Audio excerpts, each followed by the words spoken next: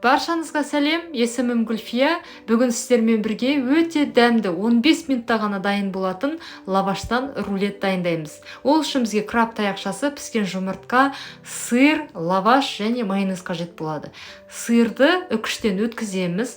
Қатты, дәмді, өздеріңізге ұнайтын сыр болғаны дұрыс.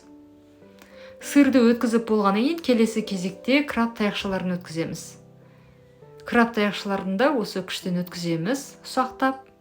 Осы YouTube каналыма тұрақты түрде жаңа рецепттер шығарамын. Жаңа рецепт жіберіп алмас үшін төмендегі подписаться кнопкасын басып, каналыма тіркелуді ұмытпаңыздар. Краб таяқшасын үкіштен өткізгеннен кейін ең соңғы бізде піскен жұмыртқа. Піскен жұмыртқаны да үкіштен ұсақтап өткіземін. Содан кейін осындай домалақ лаваш алдым. Егер 4 бұрышты лаваш болса, оны да қолдануға болады. Яғни лаваштың үстіне майонезді жақсылап жағамыз.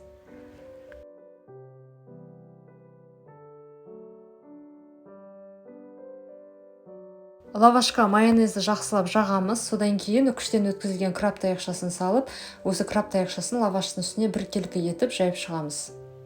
Толығымен жақсылап жайып шығыңыздар. Содан кейін екінші лавашты салып, тағы да осы лавашты жақсылап майонезбен жағамыз. Майонездің орнына қаймақ қоссаңыздар болады.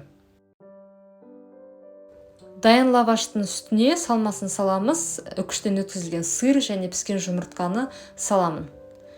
Содан кейін жақсылап осы лаваштың үстіне біркелкі етіп жайып шығамыз.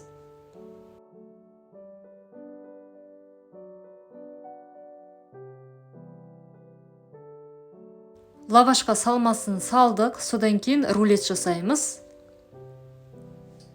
Рулет жасағаннан кейін арнайы салафанмен жақсылап орап қою қажет. Жақсылап барлық жерін орайсыздар. Лаваштың ешқай жері ашық қалмаған дұрыс, себебі ашық қалып қалса кеуіп қатып қалады. Барлық жерін осылай салафанмен орап тастау қажет. Салафанмен жақсылап орағаннан кейін тоңазытқышқа 2-3 сағатқа қойып қойыңыздар. Салмасы жаңағы лавашқа сіңіп дәмі шығады. Яғни өте дәмді, жұмсақ болып шығады рулет. Сол үшін. Рулет тоңазытқышта 2 сағат тұрды. Енді қазір салафанын алып тастаймын. Жұмсақ болып шығады. Кескен кезде ақырын кесіңіздер, себебі лаваш жыртылып кетуі мүмкін. Салмасы лавашқа сіңгеннен кейін жұмсақ болып шығады. Рулет өте тойымды, дәмді болып шығады. Міндетті түрде жасап көріңіздер. Егер де дәл осы рецептпен дайындайтын болсаңыздар, төменде комментарий бөлімінде жазып бөлісуді ұмытпаңыздар. Баршаңызға ас болсын, міндетті түрде жасап көріңіздер.